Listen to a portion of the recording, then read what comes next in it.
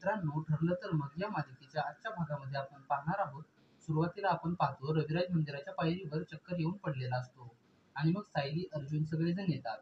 सगळेजण रविराजला नेमकं काय झालंय ते पाहण्यासाठी त्याच्या भोवती जमलेले असतात. अर्जुन मग रविराजच्या तोंडावर थोडेसे पाणी शिंपडतो आणि मग रविराजला जाग येते. अर्जुन मग तेथील लोकांचे आभार मानतो. सायली, पूर्णाजी सर्वजण मग रविराजला विचारू लागतात की नेमकं काय झालं होतं. रविराज मग त्यांना सांगतो की DNA टेस्ट मॅच झाली आहे. अर्जुन बोलतो की सिनियर तू काय बोलतोयस नेमकं? रविराज मग अर्जुनला सर्व काही किस्सा सांगतो. 2-3 दिवसांपूर्वी त्याला पोलिसांकडून आलेला कॉल आणि त्या डेड बॉडीबद्दल तो सगळं काही सांगतो. इकडे प्रिया आणि नागराज बसलेले असताना प्रियाला फोन येतो आणि DNA टेस्टचे रिपोर्ट चेंज केल्याचं समजतं.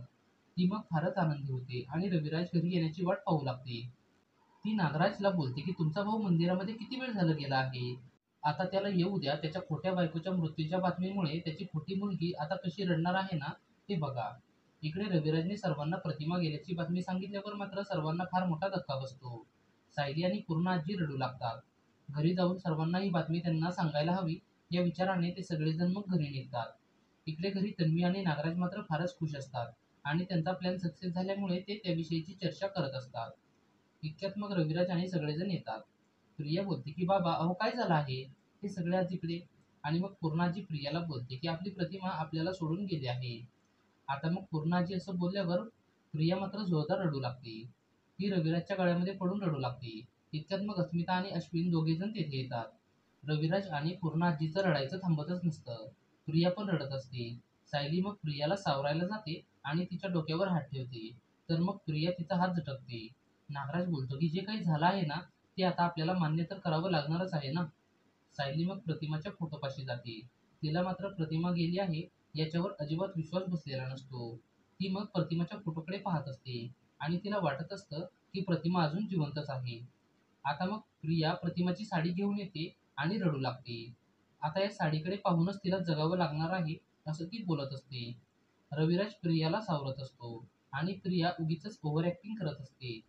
हे सगळं चालू असताना अर्जुनला पोलिसांचा फोन येतो आणि त्यांना समजतं की डेड बॉडीचं पोस्टमॉर्टम झालेलं आहे. त्यांना बॉडी नेण्यासाठी बोलावलेलं असतं. रविराज मग अर्जुनला बोलतो की चल आपण दोघेजण जाऊया. अश्विन सुद्धा त्यांच्यासोबत जायला निघतो आणि मग काही वेळातच अंत्यविधीला सुरुवात होते. सर्वजण अंत्यविधीच्या ठिकाणी उभे असतात आणि सगळेजण फारच रडत असतात. अर्जुन रविराजला सावरत असतो आणि प्रिया मात्र उगीचच ओव्हर ऍक्टिंग करत असते. कल्पना बोलते की प्रिया अगं बास आता, स्वतःला सावर. काय अवस्था करून घेतली आहेस तू. नागराज पण प्रियाला आता बास झालं असं बोलत असतो आणि तिला खुणवत असतो की जास्त ओव्हर ऍक्टिंग करू नको. सायली मात्र इकडे वेगळ्याच विचारात असते. तिला वाटत असतं की प्रतिमा तिच्या आजूबाजूलाच आहे आणि तिला रडायला पण येत नसतं. ती एकदम शांत उभी असते. अर्जुन सायलीपाशी येतो आणि तिला बोलतो की तुम्ही ठीक आहात ना. सायली बोलते की मी पूर्णपणे ठीक आहे. पण मला वाटतंय की प्रतिमा आत्या अजून जिवंत आहेत. माझा यावर विश्वासच बसत नाहीये. अर्जुन बोलतो की सिनियर आणि पूर्णाजीप्रमाणे तुम्हाला सुद्धा या घटनेचा धक्का बसलेला आहे. त्यामुळे तुम्ही असं बोलत आहात. इकडे आता घरी चैतन्य आणि साक्षी बसलेले असताना चैतन्याला मेसेज येतो की प्रतिमा गेली आहे. आता मग ही बातमी त्याने वाचल्यावर त्याला सुद्धा फारच मोठा धक्का बसतो. तो मग एकदम शांत होतो. साक्षी त्याला विचारते की काय झालंय चैतन्य. चैतन्य साक्षीला बोलतो की प्रतिमा काकू आपल्याला सोडून गेले आहेत. आता मग मला रविराज सरांचे सांत्वन करायला जायलाच पाहिजे.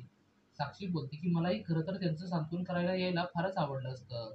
पण मी तिथे आल्यावर त्यांचं दुःख अजूनच वाढेल. तू जाऊन ये. आता मग इकडे रविराज आणि सर्व पाहुणे जमलेले असताना अर्जुन सायली प्रतिमाचा फोटो आणतात आणि त्यांना फोटोचे पूजन करायचे असते. कल्पना फोटोचे पूजन करायला जाते आणि मग ती सुमनला बोलते की तेल कुठे आहे. सुमन बोलते की किचनमध्ये आहे, मी घेऊन येते. पण मग सायली बोलते की थांबा मी आणते. आता मग सायली तेल आणायला जाते आणि मग इतक्यात चैतन्य पण आलेला असतो. सायली मग तेल घेऊन येत असताना प्रिया रडत रडत पळत जात असते. तिचा धक्का सायलीला लागतो आणि तेल खाली पडते. आता मग सगळेजण सायलीकडे पाहू लागतात. इतक्यात एपिसोड संपतो. मित्रांनो, आता पुढील भाग हा फारच मनोरंजक होणार आहे. पुढील भाग पाहण्यासाठी व्हिडिओला लाईक करा आणि चॅनेलला सबस्क्राईब करून आम्हाला थोडासा सपोर्ट करा. धन्यवाद.